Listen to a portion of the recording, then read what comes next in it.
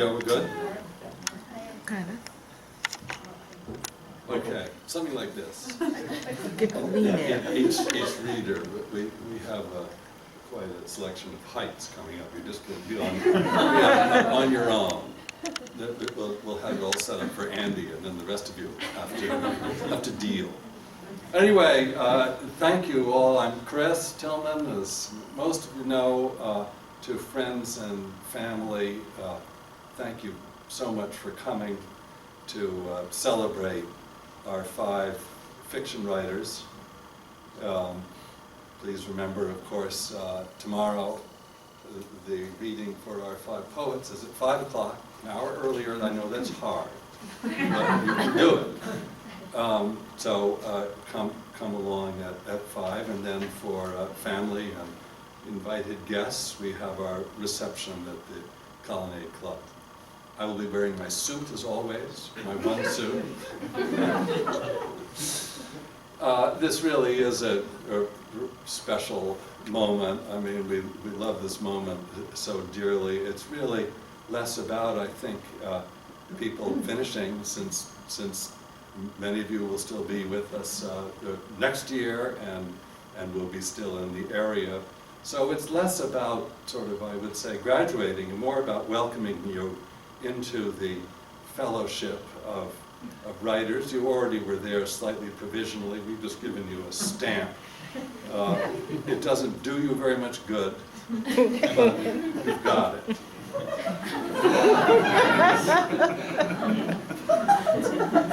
The stamp, I mean, the time. No. The time is totally right. Anyway, so turn off your cell phones, please. And tonight, we have, as our custom goes, we have first-year fiction writers introducing the second-year fiction writers. We will have them read in alphabetical order. So that means, again, Andy, yes, he gets to set up the microphone and leave it there. That's right. We start with Andy, don't we? Is that right? Yes. Okay. We start with Andy. And tomorrow night, we will have plenty of time for remarks and thanks and self-congratulatory speeches, and I look forward to that. Now it's the forum for the writers, but there is to be one small gesture for tonight from the 5 fiction writers. So I'll turn it over, and then whoever is introducing Andy, get ready. As soon as the gesture's done, you're on. So, all 5 fiction writers, just come on up. There's a gesture here. All this will be explained. Barbara. We love you. Thank you very much.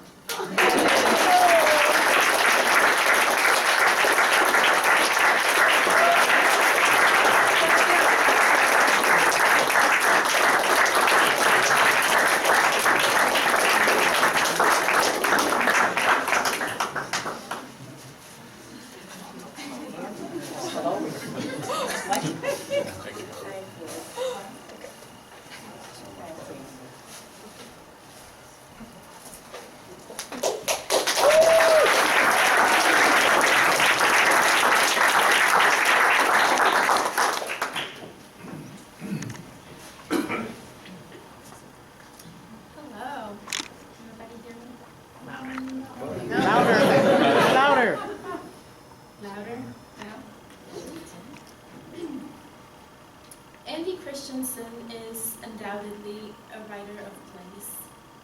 The task set out before this kind of writer, and especially Andy, because he has set his sights on the South, an adopted landscape for both of us, which comes already burdened with a complex and uncomfortable history, is a tough one, as it encompasses not only taking a sweeping account of a particular place, but most importantly, also zooming in towards the small, the human, the real, and precisely the uncomfortable, which imbues the landscape with stories worth telling. All this is present in Andy's vision of the Appalachian South, in the particular meticulous detail of the wooded, palimpsestic landscape, in the troubled thoughts of Simone struggling to understand her own son, her sweet boy Shannon, and in Shannon himself, balancing the looming legacy of his birthplace on his shoulders. It also takes a dedicated researcher to explore the small towns and backroads of rural Virginia, to tour the local county jail, incidentally across from which I currently live. And after hearing Andy's description, I am deeply unsettled by this. All to have first-hand and intimate knowledge of a place, which in turn lends an indisputable authenticity and, perhaps more importantly, true compassion to Andy's vision, with which I am sure he will grace us this evening. So please join me in welcoming Andy Christensen.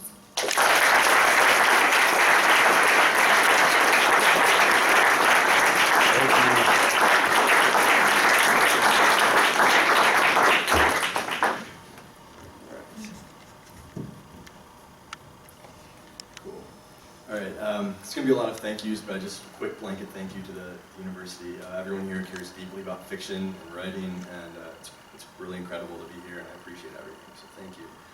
And now an apology to everyone that's been with me for 2 years, because they've seen this about 100 times, 101 times, this is it.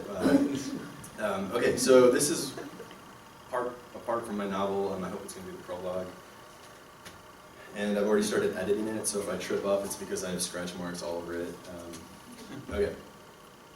What you need to know is there's a woman, her name is Simone, and her husband is David, and they have a child, Shannon. Okay. The wind is relentless, and the hem on the bottom of Simone's nightgown flutters and snaps. The fat of her belly and her heavy breasts tug at her, but she stands sturdy against the storm that has swept over her part of the country from some far-off place. She shuffles lazy across her porch, hoping to hear Bluegrass, her sweet boy Shannon's cat, calling for her from inside the old washing machine that's been left beside the shed, or maybe from inside the shed itself. She hears something, but then it's gone. She's trying too hard to hear something that's not there, and she has to remind herself that optimism is for the weak of mind. That cat's been flattened on the county road by now, or something worse than that if the bitch and her pup has spotted her, and she'll have to tell Shannon about it, though the boy's been in a foul mood for 3 years now, and the news of his cat won't do much to improve his condition. Simone warned him long ago, the country is no place for an indoor cat, but the boy ignored her. Now he is a man, 26 years old, and for 3 years has been locked up in Red Onion State Prison, which is nearly 200 miles west of here in the mountains. From where she stands on the porch, her yard looks like a well-traveled place. Deer tracks and bobcat and maybe even black bear, though unlikely, have left their mark by matting down the tall grass. She walks the width of the porch and steps down from the wood planks and into the yard. Her sneakers squeak against the blades. All around her, the horizon is a thin lip of light, as if each direction has its own sun, and Simone is unable to discern if what's awaiting her is the break of day or fall of night. Before this moment, she'd been slouched in the rocking chair inside the house for nearly 3 days, wavering between consciousness and something that is just shy of it. She would wake to sip from her jar of goat's milk or pick at the heap of boiled eggs at her feet, only to soon after that fall back into sleep or some deeper thing, during which time her ears were only tuned for the faintest of pitch. The whine of the wood floor beneath her chair, the rattle of the sash beside her, and the sound of the elderly cat chasing after the dust, darting this way and that. But when she woke, the window had been blown open and her gown, the same as the one that she wears right now, was soaked through with rainwater. And when she called for poor Bluegrass, the cat never came. The only thing that remained intact was the orange pill bottle tucked between her breasts, though it had grown markedly lighter over those 3 days, and she'd have to see her neighbor Ed Cobb about that. It's only early June, but there is a thickness to the air that reminds Simone of August. The wind grabs at her like a warm hand, and she finds that walking through the tall grass of her yard leaves her sweaty and bug-bit. It used to be that her husband would mow these 3 acres, and Shannon would smoke out the bugs left over. But in a swoop of poor luck, she had lost her sweet husband David to a gunshot just days after Shannon had been arrested. Strange the way it happened, one quickly after the other, and the only way Simone can describe it is as a cruel joke.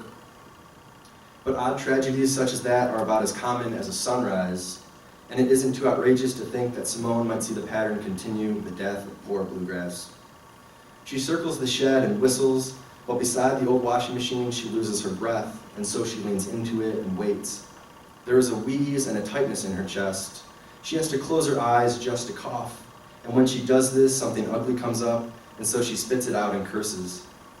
At first, she thinks that she has spit on herself, but it's only the beginning of another rainfall sprinkling her skin, and she peeks into the machine, hoping the cat hadn't been drowned from the storm the previous night. Inside the washing machine, there is a mess of dead bugs and leaves, and beneath all that, there are some of Shannon's old clothes that she had never taken out. In the distance, a small motor sounds, and Simone sees Ed Cobb checking his property on a four-wheeler, or maybe it's his wife, Ida, both of whom Simone has seen ride around more and more often. Briefly, she hopes that either one of them might come over to see her, like they used to do before she had turned into something bitter. But quickly, the person disappears into the unmarked area that separates her land from theirs. Inside Simone grows a familiar loneliness. She reaches inside the washing machine and pulls from it a pair of long johns and a clump of wool socks, a testament to the unusual cold, even for January, which had lingered in the area around the time of Shannon's arrest. The thought of her son is unsettling, and she reaches between her breasts and pulls out the orange bottle and its pills. She shakes a few into her palm and slams them into her mouth, and she eats them. Again, she hears an engine, though this time it is much larger, probably the size of a truck or a small rig. She shuffles to the corner of the shed to peer around it, and it's the headlights against the almost dark sky that signals nightfall is waiting for Simone, and not the break of day. In all directions, there is lightning that flashes like a bursting bulb. It's odd to be taken by surprise in this way, expecting a full day lying ahead, only to find out that it has already passed. The rain has picked up, and soon it's all that Simone can hear, water smacking the woodshed and plinking against the washing machine behind her, and her body aches for another pill. She peeks and peeks again, but is unable to spot what is approaching. At last, the vehicle reveals itself to be a pickup truck, which is perhaps not much of a reveal at all. Around here, you can spit in any direction and hit a number of those things. Simone steps out from behind the shed, and she sloshes through puddles from the night before. Some are already replenished with the new rain, and they spill and spread on the gravel. The truck's headlights shine at weird angles as it tumbles over the old and rutted driveway that leads to where Simone is standing. It's a remarkable truck with a large, awkward tires and a Confederate flag whipping around a pole attached to the bed. Its headlights illuminate Simone, but the driver doesn't slow. She holds up her arms, signaling for the person to stop. She even shouts, but her words are lost to the sound of the rain and the alarming pitch of the engine. It's close to her, and then it's closer, then finally there's no distance at all between Simone and the truck, and she is clipped by the fender and dropped to the gravel like a tossed ball, and like a ball she rolls several times.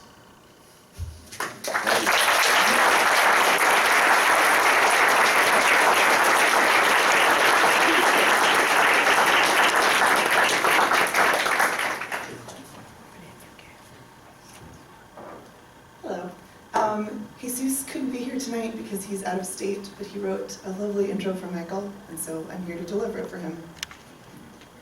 There are pieces of Michael Sears that are mysterious and unsolvable. He has an uncanny and obsessive devotion to eggs. He brings his own food everywhere. His voice is so low that sometimes it sounds as though it is coming from the belly of a great rumbling steam engine. But perhaps the most mysterious, mythical quality Michael possesses is his ability to illuminate strangers' lives, strangers' bodies, strangers' homes. Michael is a writer who means to take you somewhere, and it's never the same place twice. He has such remarkable range, from a narrator traveling abroad to seek obscurity, to a small-town boy anchored deeply in his home and the pretty boy identity he can find in the mirror.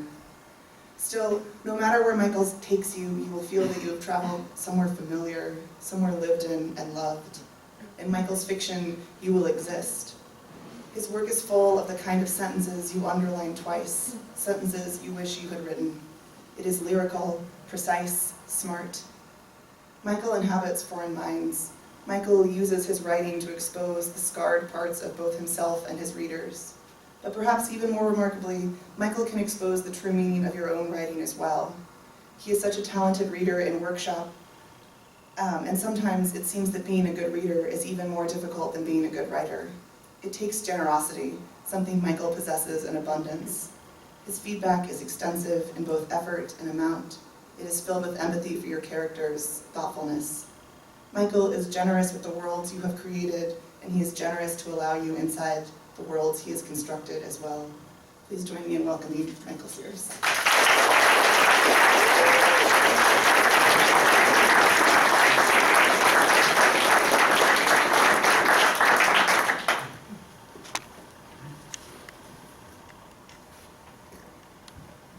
I have a lot of people to thank, but I'm going to make two special thank yous. I want to thank my dad for being here, which means a lot, and Lindsay, who was basically another reader of my thesis. So, thanks. This is called Here. It's early afternoon on your third day here. The news is on, has been on. You've memorized the reporter's face. His lips move mutely, while on the wall you hear the clock tick. There are cliffs of bridges entombed in ice, long lines of trucks at a border, a stranded boat in the frozen Danube. The truckers are waiting to hear about the roads reopening. You're waiting for one of them to leave and take you with him to Istanbul. Each morning it's the same. In front of the TV, unmute the sound and listen. You can't understand what's being said. At some point, one will light a cigarette. The rest will light their cigarettes. After 20 or so minutes, one trucker will break off and take his seat. Slowly, inevitably, the rest follow. The news will be muted again. Once seated, they don't get up till night. There is something devotional, monastic, about men at loose ends. In the afternoons like now, the windows go incandescent. Outside, the snow has risen up to their sills. It heliographs the light up into the rafters, up into the truckers' faces, porous, careworn, heavy-cheeked, silent, shadowed by the same 5 o'clock shadow. They sit at the tables around the wood-paneled room, their sounds incidental, occasional, a murmured comment, the chink of glasses on a tray, the chime of a spoon folding sugar into tea until saturation, a lighter rasping. Smoke from 50 lit cigarettes hovers in a renewing script on the air. It's the evenings that make you nervous. When the sun sinks behind the dense slab of pine across the empty field to the west, the truckers become boisterous. Dishes rattle, vodka slashes into glasses. There's laughter, great gales of it, as if to cover the sound of the wind beneath it, constant, searching. You know that within the truck trailers the wealth of an entire region, fish, wine, medicine, carpets, computers, PlayStations, knockoff PlayStations, light-up helicopter souvenirs, CAT scan machines, graphic t-shirts, spices, steel, opium, packages of green plastic squirt guns wrapped in cellophane, Byzantine paintings by Romanian monks, bread, radishes, beer, and blood, among other products, is crated up, dry rotting in the cold. The sun sinks and the temperature drops, -30, 40, 50, cold enough to fissure an engine block the size of an oven. As if they didn't care, the truckers get drunk, linger in the evenings, eventually stumble back to their truck cabins. But all night you hear the engines turning over, the truckers waking every 3 or 4 hours, running their engines for 5 minutes at a time, no longer. If they don't run their engines, or if they run them too long, their engines will freeze, crack, their cargo will rot. At night, when the men all leave, you sleep alone in the truck stop. You've been living like this in strangers' cars, on their couches, for 2 months now, since your money ran out in Prague, where you got a ride to Vienna, then Bratislava, Košice, Miskolc, Debrecen, Oravia, Cluj-Napoca, Sibiu, Brasov, and Bucharest. You came here from Bucharest, where you took the subway to its last stop. As you walked out to the street, you watched a dog turn in circles, barking at the snow falling out of the sky. The streets you walked through were empty of cars, ice white, the only things moving the dogs, cowering in the leaves of buildings and the wind, always moving, bellowing down the wide, desolate avenues. When the sidewalk ended, you waded through the meter-high drifts to the highway that belts the city. You knew from a hitchhiking wiki that beside the on-ramp was a truck stop for all the drivers going to Turkey. You had hoped to catch a ride without even stepping inside the truck stop, to step right onto an outbound rig. There is something you find safe about a stranger's car, the needle floating at 100, a landscape you've never imagined, never heard about, rolling by too fast to expect yourself to remember. Ah, your last driver said regretfully, the one who drove you over the mountains to Bucharest. It's too bad I could not take you down the Transfăgărășan, but it is closed, yes? What's that, you asked. The most beautiful road in the world, he said. It's in all the Nissan commercials. You must see it one day.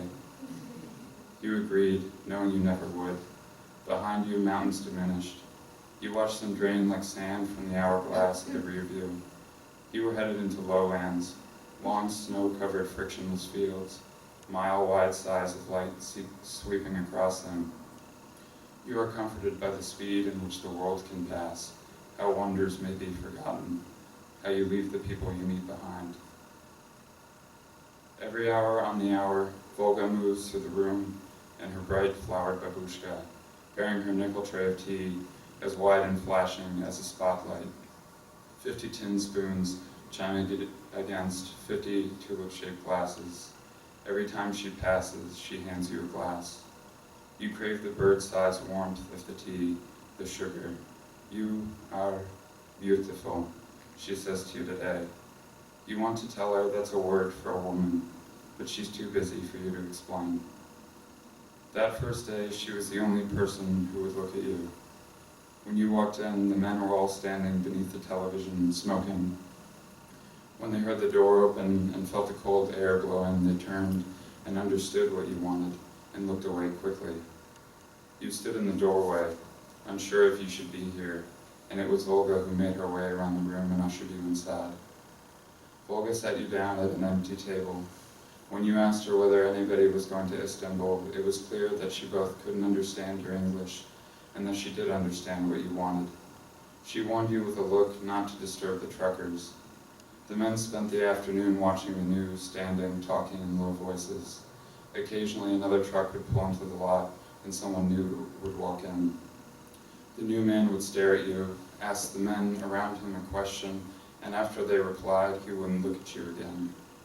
As she tended to them, Volga would smuggle you secret glances, cups of tea, as if to say, you look at me, at least, I'll look at you. Like your mother, she made her affection known in quiet ways. You understood the two of you were in a conspiracy of some kind against the men, that they didn't look at her either.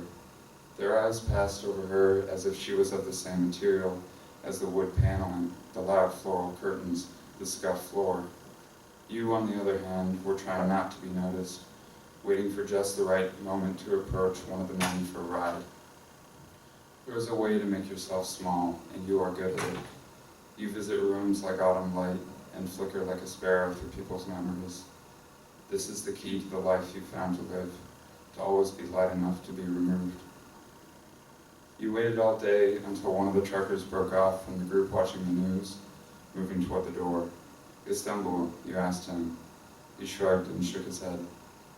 When you went outside, you decided to try the other men then, because it was night, and you sensed your chance to leave that day slipping away. Each time you approached one of the men, he would turn away from his friends and look at you only out of the corner of his eye. Around him, his friends would wait forgivingly for him to rejoin them from the public privacy you draw him into with your question, that privacy in which beggars beg. He shrugged. They shrugged. A shrug followed you through the crowd. There was something shameful you sensed about your presence, your vulnerability, your need. Eventually, a man in a long blue smock emerged from the kitchen and waved at you. He put a wide hand on the flat of your back like men do to women and explained. Roads, he said, making a gesture like a conductor hushing a symphony. Closed. All the roads, you asked? Because you had known that the snow had closed the mountains to the north, but not the plains to the south. I'm trying to get to Istanbul. I'll take anything. Butun yola kapali, he said, chopping one hand into the other. He shook his head and then led you to your seat, the gentle hand at the small of your back reminding you that you are not a man, but like a child or a woman, must wait quietly for whatever comes. It was while you were sitting there that you watched a man to whom Volga was serving tea reach up and hand her a 20-lei note. About $5, you were calculated, as the trucker caught you looking. He winked as he got up and put his hands in his pockets. Setting down the tea tray, donning her coat slowly to follow him out to his truck, Volga had reminded you of your mother. The way after your father left, the smallest motions seemed deliberate. You watched her fingers fumble on a button. Sometimes you watch Volga in the afternoons. When she isn't carrying around the tea tray, she'll sit completely still in a chair on the side of the room. Sometimes the truck will pull in and everyone, all the men and the women, will look up except for Volga, who stares at her hands, the floor, which she sweeps. It makes you think of how your mother no longer looks up when a car pulls into the driveway. What she's waiting for, she's been waiting for so long, she knows it doesn't arrive by car, nor by a certain hour, that it can only be reached by a stillness, the way one listens to an ocean in a seashell. Thank you.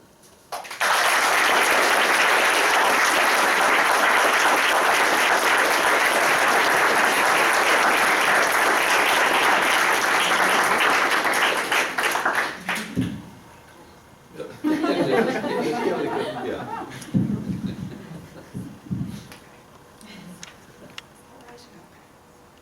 Okay, so Alex has been something of a mentor for me this past year.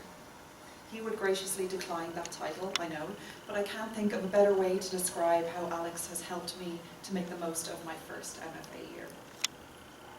During one of our first conversations last year, Alex said something that stuck with me. He said, "This might be the only time in our lives that we get paid to be writers." Of course, I started panicking immediately, but once that passed, I knew that that single thought was the one that was going to keep me working every day during my time at UVA. But for the record, I don't think that this is the only time in Alex Slotnick's life that he will get paid to be a writer.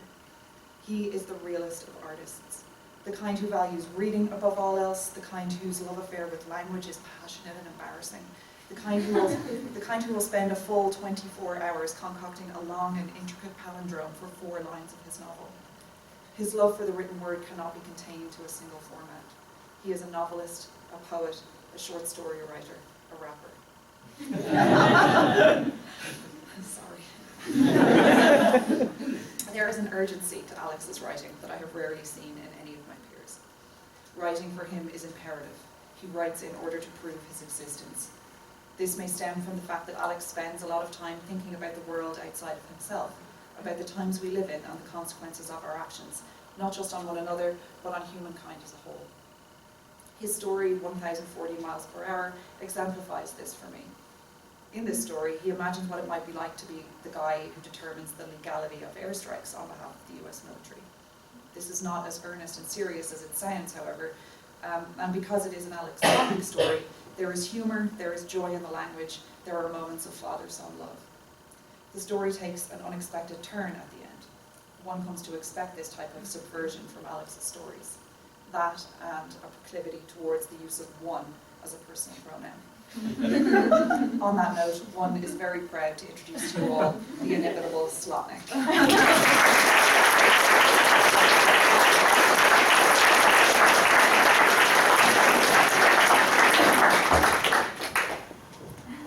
Thank you, Helen. As everybody else has said, thank you so much to the program, to UVA, to everything. It's been an incredible 2 years. Thanks most of all to my girlfriend, Melena, and my parents. I think maybe the only crazier thing than trying to be a writer is deciding you're going to try to support somebody you love who's doing it. So your patience has been everything. I'm going to read a story tonight that, with very little foresight, I put a French word in the title that I do not know how to pronounce. For this, I was extensively mocked. So I'm going to begin my reading with an epigraph that I think expresses my feeling on this matter. This is from the book A Feast of Snakes by Harry Crews, which takes place in Mystic, Georgia. But these, by God, weren't the good old days, and he hadn't seen her in over a year because her father, Dr. Sweet, had given her a trip to Paris the previous summer to study French. French! The very notion of somebody studying French threw Jolon into a rage. So I hope I get this right. The story is called Sang Froid in San Francisco.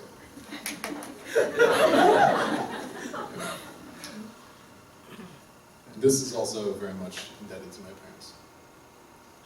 Mac and Jean met in the Reno Amateur Community Orchestra. Their conductor was transsexual. She'd done it from he to she. Meister X, her handle. Angular in the face, sort of Persian, Jean thought, in her color and lines, but scarred too from acne when she was a teen. Now Maestro only left home for rehearsals and the seasonal gig. She spent evenings reading Mahler scores while an MC5 or Bowie LP played down the hall, with simpered private delectation as if she browsed instead volumes of recipes by Julia Child. Imagine Martin's chicken, thyme, pomegranate reduction, viscous on the tongue. Her hair was in perpetual bun, loose to the side, her top lip waxed raw.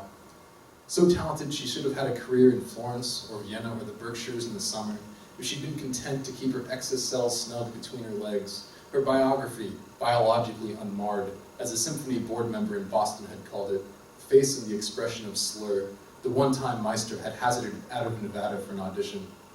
She was not content. At the last concert they performed before they left, Jean and Mac had each kissed Meister on the cheek. Champagne backstage in Dixie cups. Music in Reno, all three knew, had no choice but to sound like a speaker submerged in a toilet bowl. So what? The far side of the Sierras was better? Yes. Mac had his upcoming residency in obstetrics at UCSF.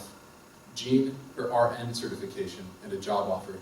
6 shifts per week lined up in the veterans ICU, though they'd never play music again. It was 1982. Latter-day LSD and Haight Street gutter punks who sold oregano joints one by one in the lobbies of financial district law firms, a quarter each. Young lawyers, recent graduates from Vault, bought these and got ripped off, but only $1 per deal max. Still, they cursed when they were burned. In the city parks was sex of all stripes, spent needles in grass in the fog. Fog that wasn't citywide, but was specific instead. It varied from hood to hood. Swamp weather in Noe might turn to Honolulu by the time you got to Hayes, Alamo Square, the Painted Ladies, and then Divisadero would be the Pacific itself, or by the next block, the moon. One ought not to have gone barefoot through Golden Gate Park, but it was done. Soon, to fuck was lethal. The gays were turning pure bone and dead. The epidemic was beginning. Mac and Jean made rounds in their hospitals. They came home under the Navy night sky, and for the first 2 months tried to discuss how it was they'd watched so many people die. The moment, the very single one. And then soon their meditations just had to move on. They did. When he started to run every day, Mac would wake up at 4 and go jog through a neighborhood where the hookers were just that minute getting off shift. Day was breaking in shades of peach and Pepsi can blue, and a few might be his patients. If they liked their procurers enough to walk out onto the Apple Inn stoop side by side, they'd say to those Johns about Mac running by, "That's my gyno. He's gonna wreck what you just got done fixing." Otherwise, a few might have organized themselves into a chorus to say, "Hi, Dr. Mac. Here was the one block in life where he blushed. He believed he heard over his footfalls and in rhyme with his name, smack, smack, gentle whack, give the The girls he didn't know often were not girls. But his wife met that subsection of town. They showed up in intensive care. She tried to hold their hands on their last days, if she could tell in advance it was their last. And she was usually rebuffed, and she always could only spare a minute anyway. Too much to do. Nursing was heavy lifting. She wrangled with mean, dickish doctors, old boys from old boys clubs who might know how to balance insulin levels, or locate an appendix in the OR with an abdomen single palpation, or who could once long ago pass their boards, but really that wasn't too much. The nurses knew more. The young patients had mothers sometimes, or fathers might show up to dab an Arctic rubber bladder against their boy's brow. The fevers were upsetting, the weight loss nauseated its audience. The father might hold the boy's withered head from the side like a softball, whole skull in a palm, to look closely for good. Siblings might ask, "Nurse, what if it's infectious? How much do you know?" A shrug, a second opinion requested, another R inhaled, a shrug again, and nothing revealed. A mother might ask, "Is it from sin?" This Jean knew. No. And are you afraid? I'll direct you to my shift manager. 3 male nurses with whom Jean worked got sick. Nobody who knew suspected it was because of their long-hour duties at the hospital. No one suspected that exposure happened from working in the ward. There were clubs in the city, some connection. Professionals began to understand. Jean pushed their cots side by side so they could play war with a bicycle deck. A gray man, also in that dire, sterile ICU, had been a concrete landing zone maintenance engineer, grade 6 at SFO, a runway rat. He'd been negligent and sucked into the engine turbine of a 747, so his legs had shattered through and through. Jean came into the room and she smelled tobacco, Marlboro Red, impure, killing smoke. Unacceptable and forbidden. She looked at the 3 bedded nurses who laughed, slapping, flipped aces and jacks and nines at her, and they shrugged. Jean told the runway man to surrender whatever he'd got. She searched anywhere readily searchable, but nothing. He said she could feel him up and down, but couldn't for his legless life ken why she was getting all twisted.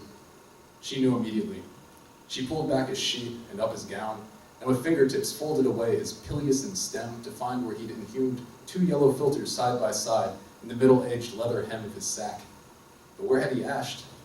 She pinched and hoisted the sack itself like the loose folds of skin in a little dog's neck. A nipple shape of ash in his crack.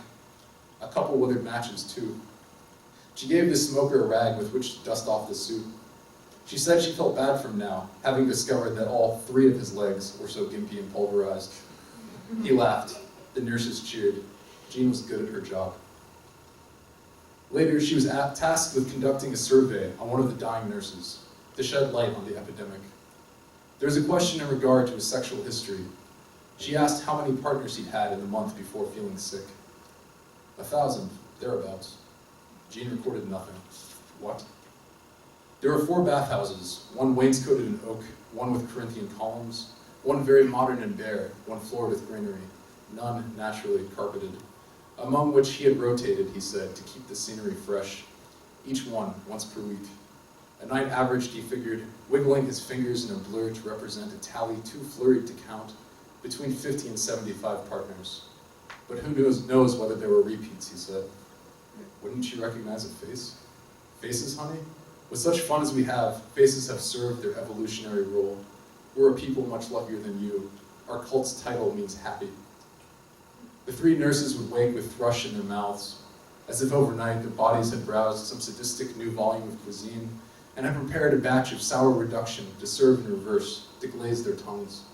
In the morning, they'd scrape it off with spoons before an attempt to eat cornflakes. 1, 2, 3, they died. At one point, the room had held, if you were a smartass, sextuple pneumonia. Even at this prefix, Jean's boys could have joked if their lungs had allowed. She didn't tell Mac. She could force herself to leave it alone. He would have stared too long with concern. She was good. It was a city and year in which to be cool. The rat went home in 3-inch-thick casts. She smoked with him in the ambulance bay while he waited for his sister to come in her nearly defunct VW bus. Upstairs, the cards were sticky from use. Jean had forgotten solitaire, how to play. Once, she played war by herself, but it was stupid. A deck for each hand, the nurses would have laughed at that too. They'd been good-humored, even when their humorism had turned bad.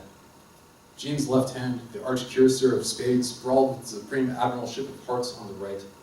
Then the game got old and she just practiced shuffling on her breaks at the nurse's station's desk, and she could make a bridge with the sound of fluttered birds' wings.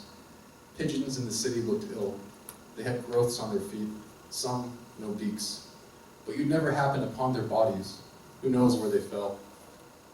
Jean thought, we could go back to Reno, and I'll take a job dealing 21. Then Jean thought about the regulars she'd gradually get to know at 1 a.m. in the Silver Legacy Casino. At least the regulars in the ICU. Regulars isn't the right word exactly, except for how you'd see them every day for a week. At least you'd feel better knowing that they'd gone to die in a bed. Thank you.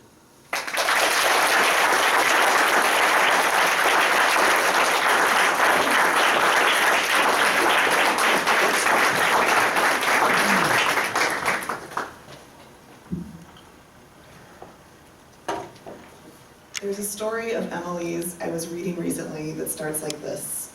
An old woman drills a hole in a fence. Actually, she hires a carpenter to drill a hole in the fence.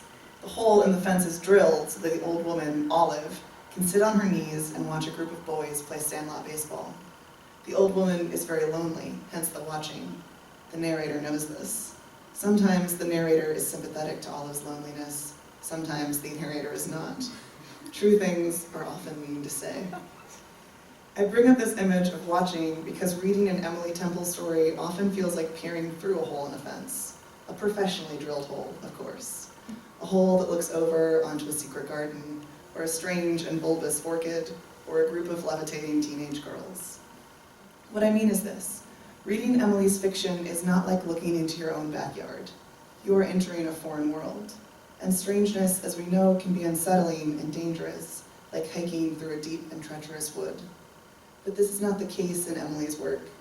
Her mastery of language and tempo anchors you, guiding you through her enchanted forests with a familiar and steady hand, while her narrator stand behind you and whisper things in your ear that feel impossible. Impossible, but somehow so unmistakably real. There is command in Emily's work, just as there is command in Emily. She loves to tell people what to do. She will let you know if she thinks your sideburns are foolish or unkempt. She will alert you often that your blind love of realism is wrong. Emily is a woman rich in opinions. She knows what she wants, and she probably knows what you want to. And here's the truth about Emily. The things she tells you to do are rarely wrong. She's like the old crone at the beginning of a fairy tale that sets the heroine off on a quest, or the oracle in a Greek play that knows exactly where fate will turn. She has such psychic intuition, such prescient clarity that is alive in everything she does, and nowhere more so than in her words, her worlds. Emily is drilling holes into fences to give you a taste of something real. Kneel down, take a look. Emily Temple.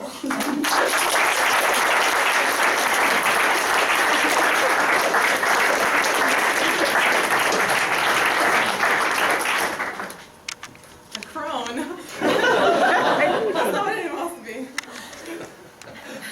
Well, we were supposed to wait for Ryan to thank everyone who is the designated thanker, but since we're failing at that, being really polite, I will also thank everyone, my family and the program, and particularly Jane, who encouraged me to, just start writing a novel. So, that's what I'll be reading from. It's just the beginning of my thesis, which is a short novel called The Lightness. Okay. Once, not so long ago, a woman on the street told me my fortune. She said it was good news. I'd live a long life. I'd be happy, bouncing babies, etc. I was 30 by then and had these things on my mind. But you'll never get your good, long life if you keep asking the wrong questions, she said. I wanted to know, what question is the right question? She said, not that one. But I was only baiting her. I knew the question to ask. It was the question I had been asking all these many years since that strange summer. The summer that marks the crease in my existence, just a little more than half my life ago.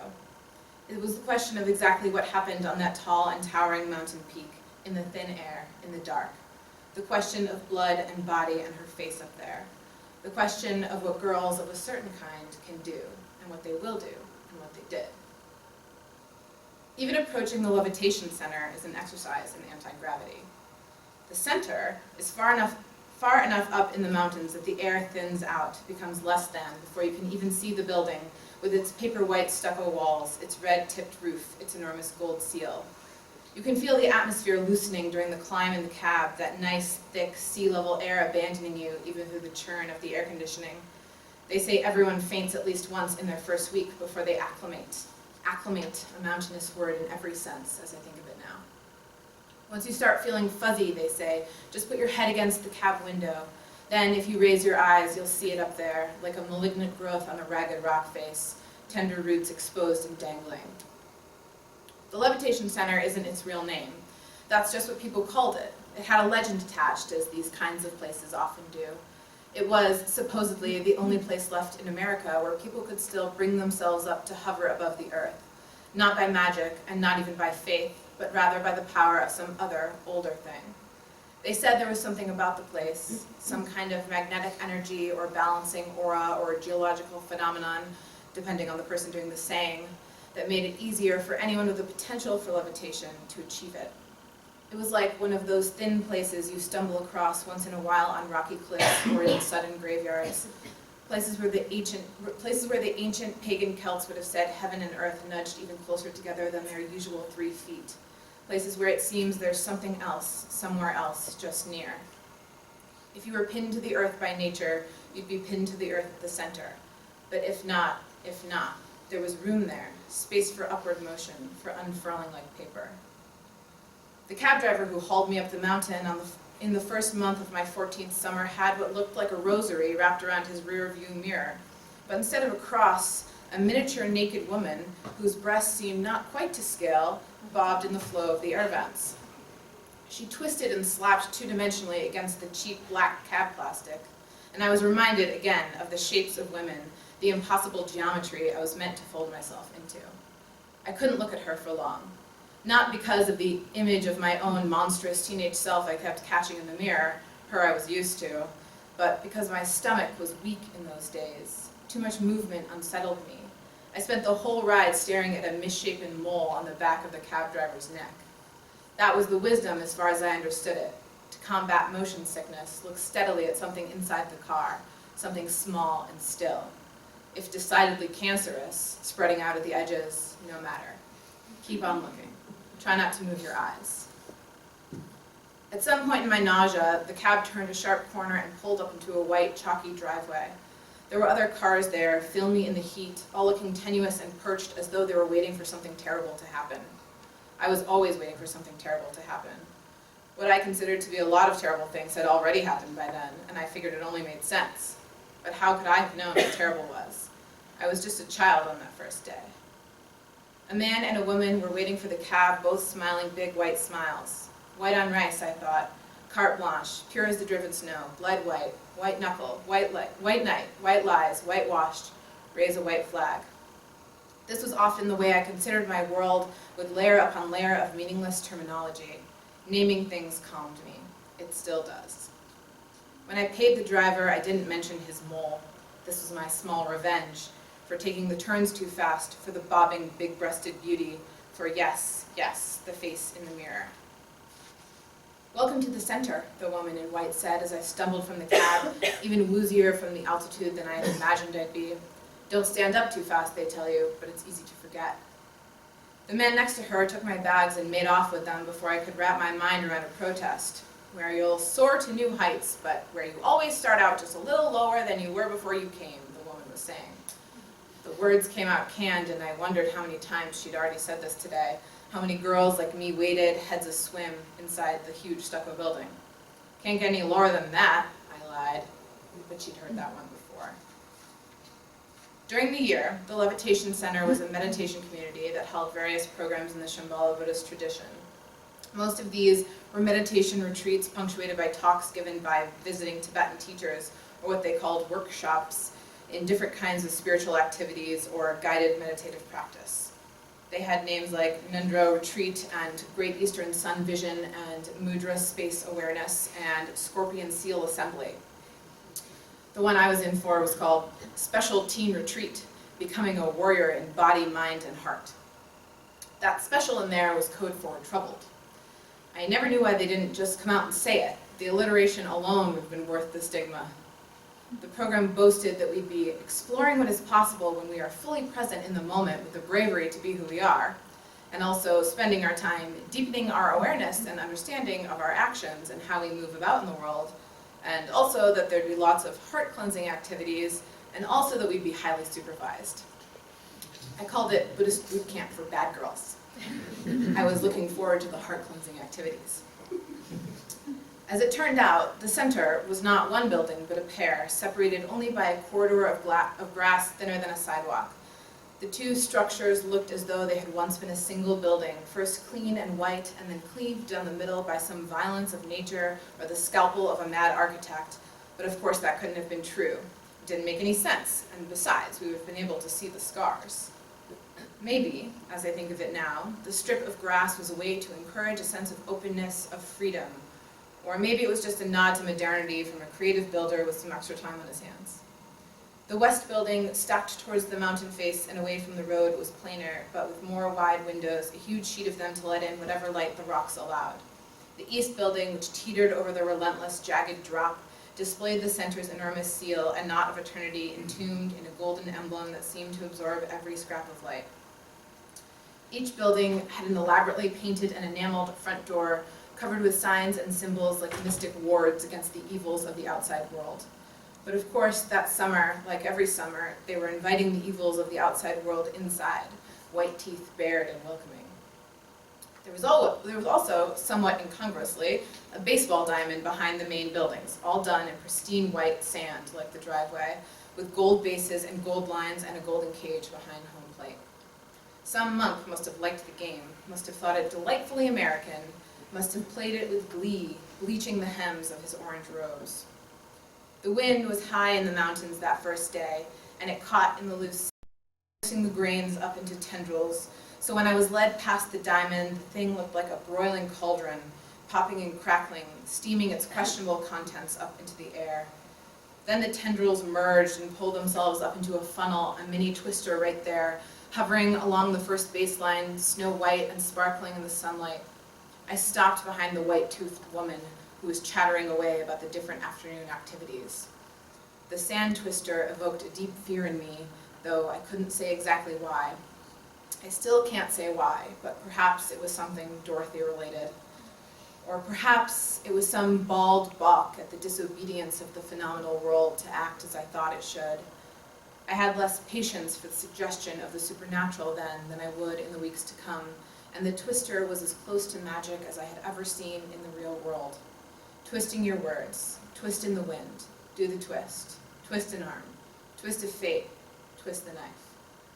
Groups of strange-looking girls who had clearly already been installed at the center long enough for their heads to become untethered from the old brown world down below, hallooed and laughed and took turns running through the funnel, holding hands, shrieking like little children at a water park, coming out the other side with pure white eyebrows and thick white eyelashes and red, sand-scratched cheeks and instant aging.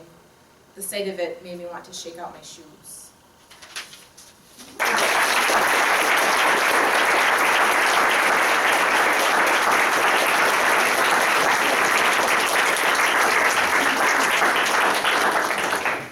Hi everyone. Gosh, I'm so excited to be here introducing Ryan tonight. Ryan is a good dude. That's entirely obvious. It's tautological. It's as commonly known as air is commonly breathed. If you ever find yourself at Ryan White's house, he might show you his collection of axes, axe heads, axe handles, hatchety things, and the stockpile of wood to be worked. You'll look at these objects, the iron, the steel, and the wood, and you'll think of Ryan's sentences and his stories, his characters, and it'll hit you, you'll think, these are the craftsman's tools. This is how those sentences were made. This craftsman's primal machinery, the hand drill, the chisel, the saw, the beard, the flannel, are all the real deal. And like this great eye for sentences and the stories strung throughout them, the components, as chopped and whittled, end up completely his. Events as they occur in Ryan's stories, to quote one of Ryan's stories, look like they've been placed under glass for special viewing. One tastes and feels the gritty material that has been sanded down to a smooth yet still unvarnished surface, revealing the details and grain of the wood. The surprise just beneath the surface. I think Ryan excels as a sort of architect of a sort of headspace, what I said in his stories, a kind of narrative space that's both subterranean and airy at the same time. It's wide-skied and it's claustrophobic because of his tangible uncertainty. It's dense like a fog and drifting just adjacent and parallel to the action, where consciousness seems to dwell. Anyway, I hope you guys see how excited I am to introduce Ryan. Thanks a lot.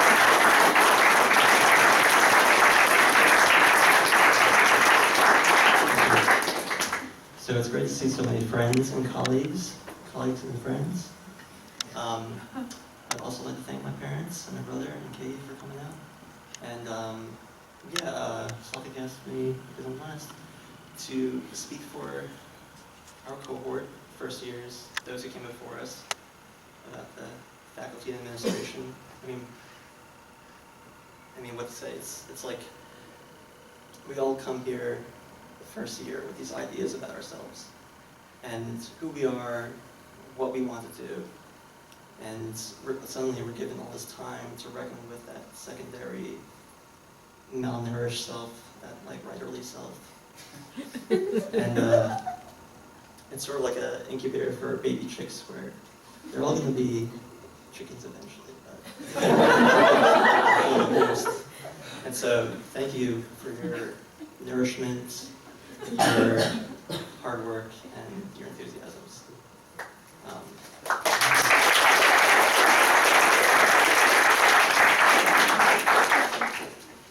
So I don't know how long I'm going to read because I'm not a very good judge of my reading speed.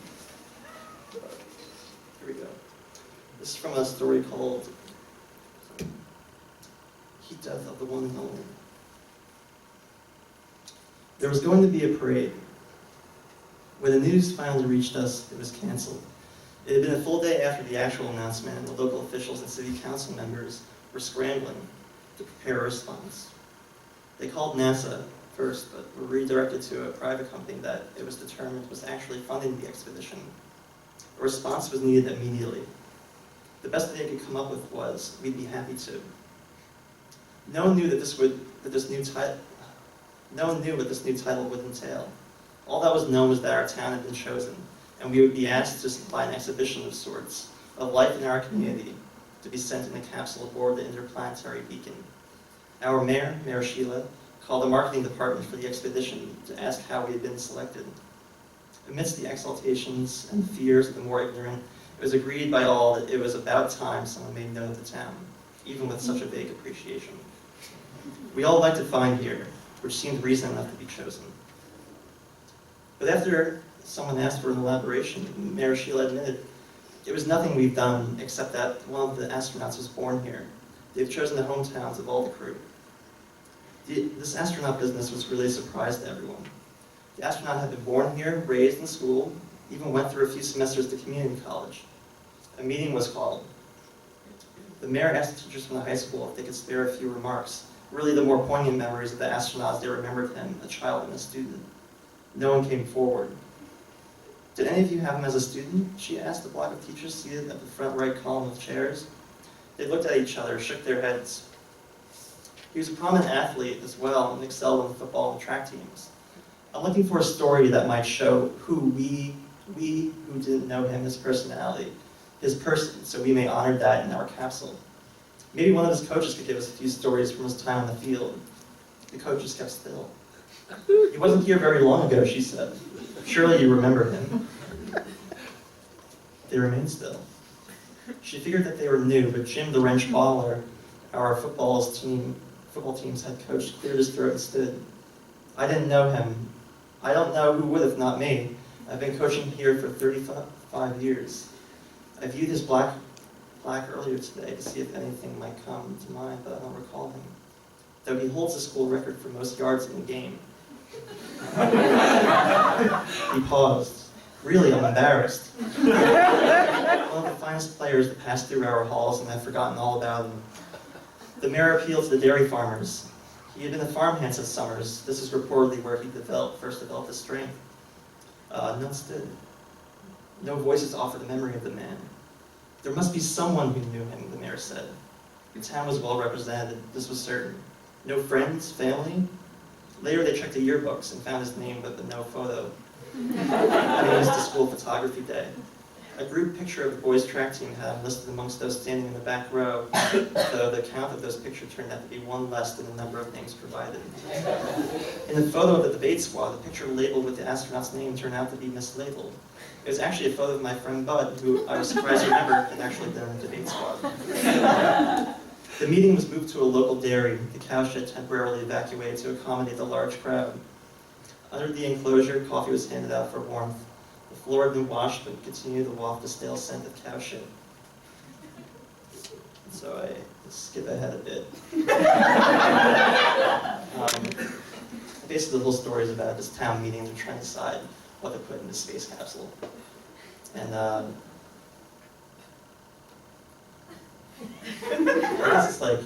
it's a similar question to what we think about when we think about writing fiction, because it's like, how do you communicate with this extraterrestrial being?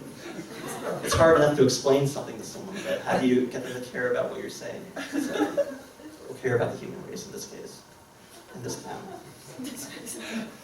The question comes up, Mayor Sheila began, of how we're going to instruct the aliens what it is we're sending them. Shit, said the man unwrapping his buttered roll. We're going to need a user's manual. If I can't make any sense of what's in there, how is an alien? This is the trouble, she said. We've never encountered this kind of thing, let alone the sort of universal translation that's needed. I think it might be best just to look at this as an assortment of artifacts. No agenda, just a representation of life on Earth. Some agreement. So let's begin the presentations. A microphone was set up in the aisle between the City Council's panel and the crowd. In order, please, starting with the front left row. Solemnly, the front row lined up beside the microphone and presented their choices. The first in line was young priest. He turned towards the City Council with an unsure look. Do we want to pick a rain day for the parade before we begin, he asked. We're doing item presentations now, Jan. Right, okay. By the time half the room was done naming and showing their items, 2 hours had passed. Naturally, crosses and crucifixes with accompanying Bibles were the primary items selected for by those clergy and active congregants who worried God might be underrepresented. There were favorite novels, history tomes, a phone book, DVDs, Blu-ray discs, taxidermied animals, photographs, scrapbooks, a snow baby figurine, a golden bracelet, cremated remains, a felt hat, a vial of blood, an identical vial of a whitish fluid that was pocketed quickly afterward, an attached microprocessor, bifocals, and, inexplicably, aquamarine tissue paper. Regrettably, I hadn't thought of anything in time, and so brought a rubber band ball for its merit of bouncing through an eternity of zero-G. Additionally, someone offered up their grandfather's World War II service pistol, ammunition included, to place in the capsule. Do we really want to show them this? What is it to represent, Mayor Sheila asked. World War II, sweetie. It would be for the American segment, added Mr. Jenkins. Let them know we're the best on earth. There was some hints of approval. This is a good point, said one of the high school teachers. Do we want to show them the good and the bad of human nature all out there for them to make their own judgment? Or do we want to put ourselves in the best light possible? We can say, yeah, we've been fighting each other for all time, but we usually feel bad about it and regret all the, how do you say, life lost and so on. You brought us to a troubling point, Miss Nappy, said Mayor Sheila. We probably want to paint the best picture of ourselves as possible, not to scare them away. We also don't want to look like the kind of people that can be pushed around, said someone. Maybe it's good they know we have some firepower, that they can add physical respect to our list of accomplishments. If we send them a gun, they'll be able to study our firepower, noted Gary. Gary, please, is a handgun, assured the man next to him. Everything else is in the wraps. They'll have no idea. Mayor Sheila stepped into the aisle.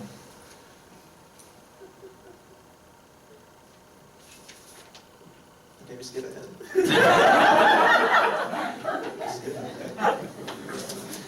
Okay. This is like, so they've assembled the capsule, and they've, in a similar fashion of the Voyager spacecraft when they made the golden record to play out and to whoever finds it.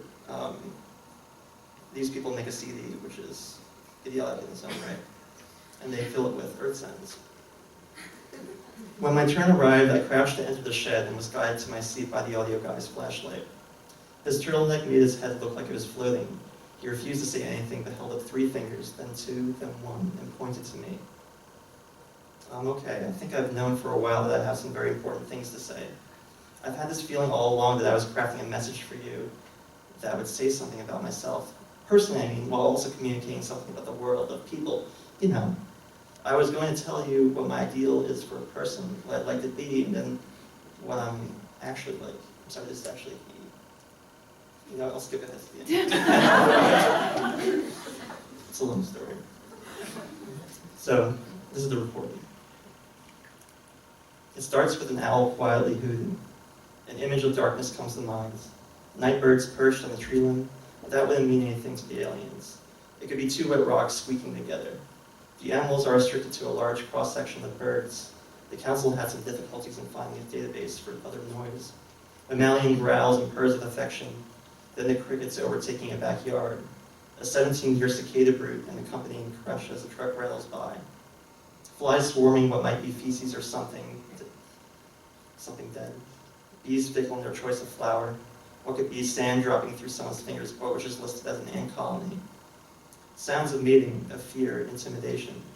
Terrestrial markers of feet padding over dirt with pebbles.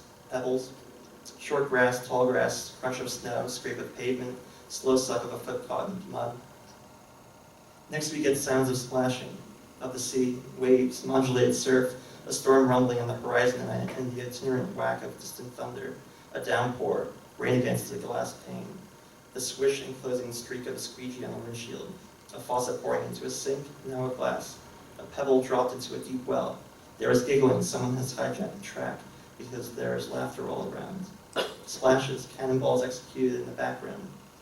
We gave them the sounds of combustion, wood cracking under heating, the exhaust from a Bunsen burner, a jet engine, explosions, nitroglycerin, dynamite, gelignite, napalm, atomic blast, cluster bombs, rocks blasted out of place, the gentle whoosh of atmosphere oxidizing, air pocket differentials extinguished, causing unseen bodily harm. There was wind, echoes, a sandstorm, a snowstorm, gale force winds, a tornado, a frail spring breeze with the rustle of many types of leaves. There were clips from movies, sections of dialogue, a fight between lovers, an interval of passionate sex, an interval of reluctant and begrudging sex, the moment of reunion, the moment of defeat, a war cry, a mourning of kin, a hurrah, a hooray, a toast, a cheer, an applause from a crowd, a golf clap, stereo surround, mono, low, then high fidelity.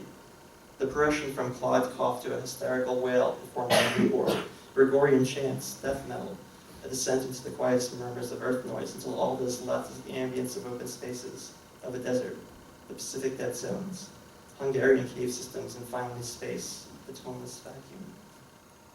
One song was included at the end, a rendition of Silent Night by the Children's Choir of St. Basil's, apparently a favorite of Mayor Sheila.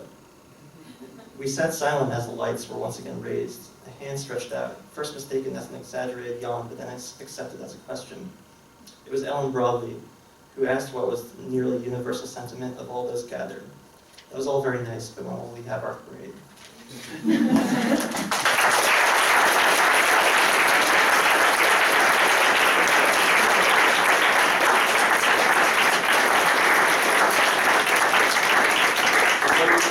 There we have it. Wonderful introductions, wonderful sentences, wonderful thinking. So congratulations to our 5. Thanks to all of you for coming. Come back tomorrow, an hour earlier in this very space, and hear the poets and then join with us in our real celebration. Thanks again.